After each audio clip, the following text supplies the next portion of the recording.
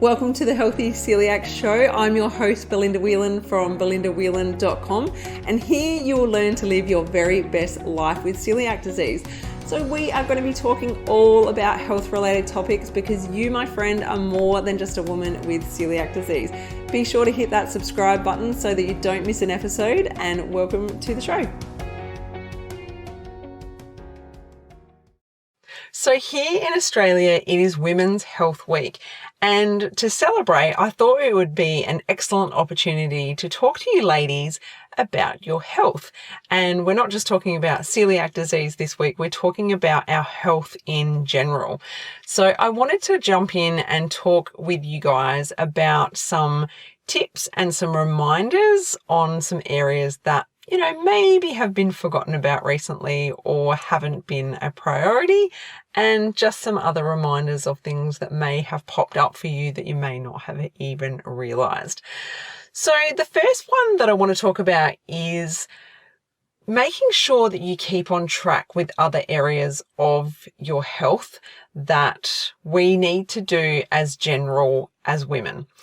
And the first one being skin concerns. So if you find that you have any skin conditions that you go, oh, that's changed, or, it looks a little bit different to what it used to, we're talking about, say, a mole or a lesion on your skin, it's something that you don't want to leave. You need to get it checked.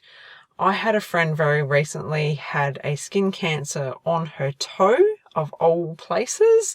This friend of mine stays out of the sun. I don't even know how she got cancer on her toe, but lo and behold, she did. Luckily, she was getting something else checked on her foot, and her doctor picked up on this mole on her foot, and she had to have surgery on it straight away, and it turned out that it was a cancerous mole.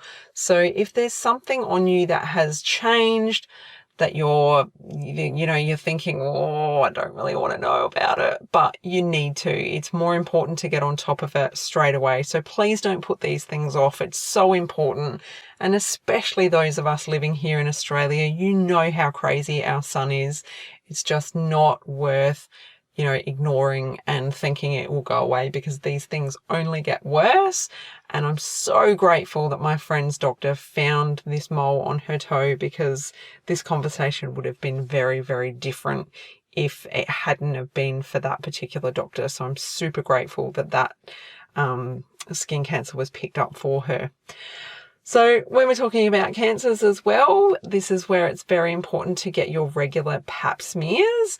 And I know they're uncomfortable.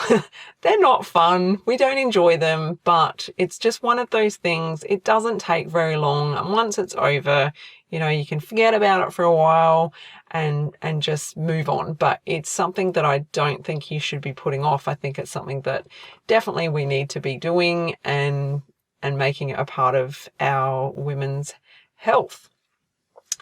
And then, of course, having breast checks, regular breast checks. This is something that you probably need to Google if you don't know exactly how to do it. It's a little bit hard for me to explain over this podcast episode, but doing regular breast checks on yourself to look for lumps and changes, very, very important to do as well.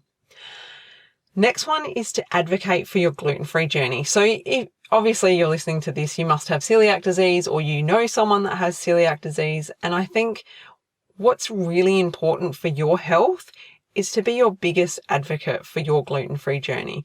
You don't have someone else there with you by your side every second of your life. You are the most important person to stick up for yourself. So you need to learn how to be your biggest advocate, how to order meals, how to shop, how to cook, how to keep your kitchen safe, all of these things, workplace, all of those different things that you need to advocate for yourself.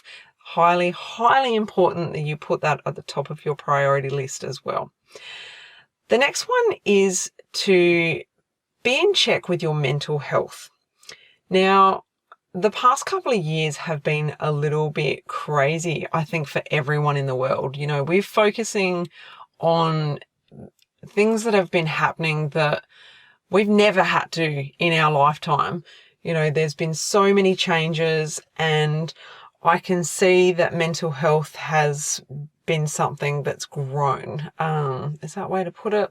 So mental health issues seem to be more and more common, and whether that's because of, the isolation or, just the issues that people are stressing over, I don't know what the answer is, but I do know that mental health has grown drastically.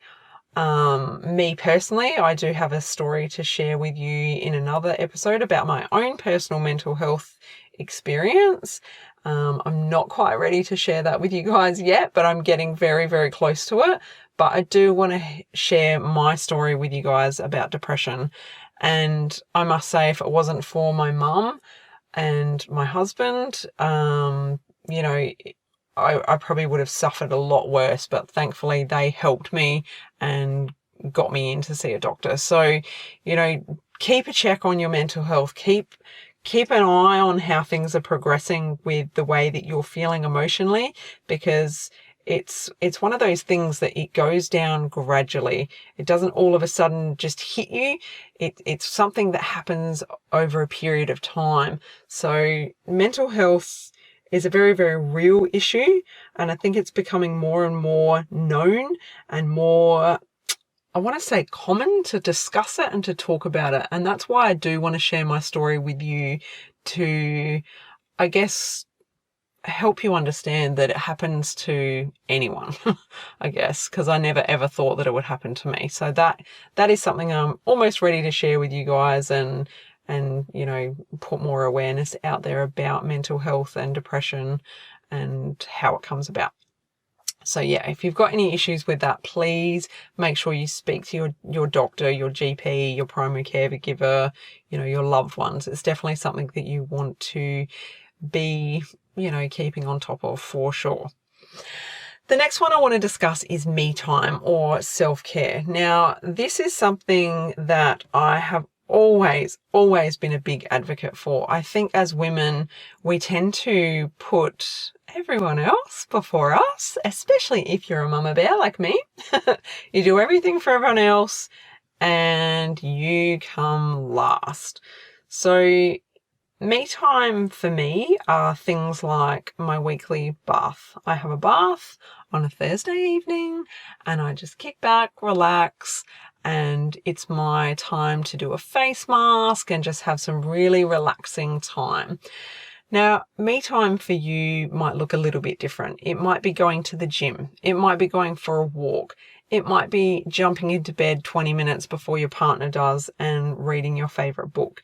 It could be anything, but we really need to prioritize that me time, that self-care, so that we don't get burnt out. It's very, very important for our overall health, our stress levels, making sure that those mental health issues are kept in check as well. Because when I talk to you about my story, you'll see how it was a whole list of things that contributed to my downfall, I'm going to call it. So definitely be making sure that you can prioritize some me time or some self-care time, definitely. And then the last one kind of ties into the mental health side of things and asking for help. So that's just it. Ask for help. If you need help, don't be so proud that you don't ask for help and think you can do it all. Now, I'm on my own for a week at a time. My husband works away in the mines. So he works away for 1 week and then he's home for 1 week. That week that he's gone, I ask for so much help from my family. I could not do it without my family. There is no way that with 3 children, I would survive without the help of my family. And, with a very busy teenager, you probably heard me talk about my eldest, Akira, and she is very busy. So, for example, she had a dance competition on Friday just gone. And of course, it happened to fall the week that my husband was away. And I had to ask for help to get the other 2 looked after. And it was a massive juggle. It actually involved asking my sister to look up. Well, originally my brother was going to look after them, but he became unwell. So then I had to get my sister to look after them, but she couldn't have them for the whole time. And then I had to organize for my mum to pick them up from my sisters and blah, blah, blah. So, it can be difficult and it feels uncomfortable sometimes to ask for help, but it makes life easier and it takes away a lot of stress and brings that joy back into your life when you have help. And it might not just be asking for help from loved ones. It could be reaching out to someone to clean your house. You might pay someone for this help.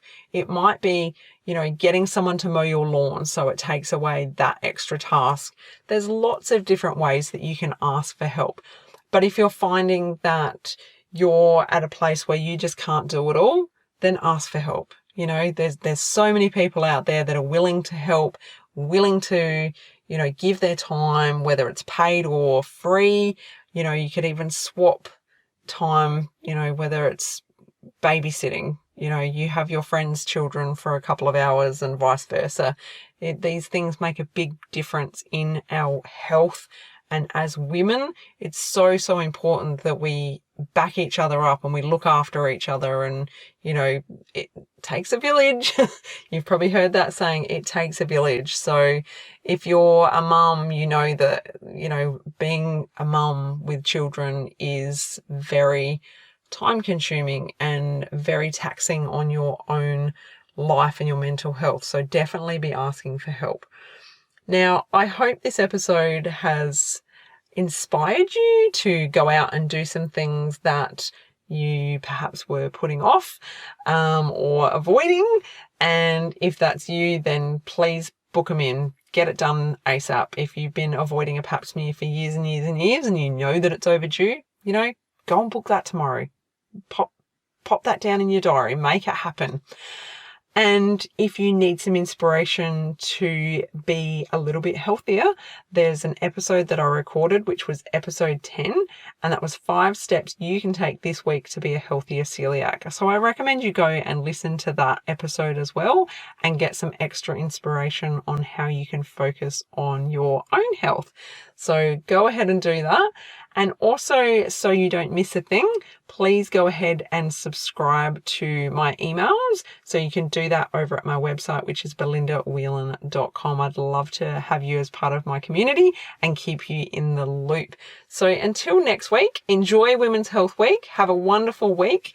Make sure you are your biggest advocate and do something for you and for your own health and make it a priority moving forward. Thanks for tuning in, guys. I'll talk to you soon. Bye. If you enjoyed this episode, head to belindawhelan.com to get yourself a free copy of my exclusive ebook, 11 Mistakes People Make Going Gluten-Free Living with Celiac Disease.